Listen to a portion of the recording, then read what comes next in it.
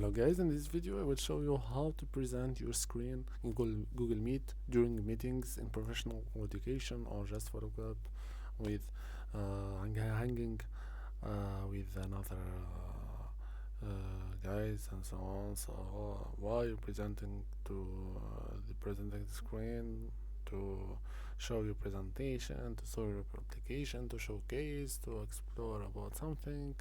So all what you need to do guys, in this icon one, just press present, and here go for window, which window that you want to present with, or you want the entire screen because I have dual screen.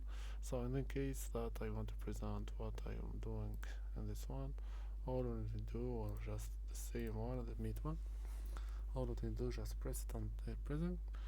And here guys, you only have the presentation panel here. Keep with you, show my screen anyway. So this is my screen, what I'm presenting.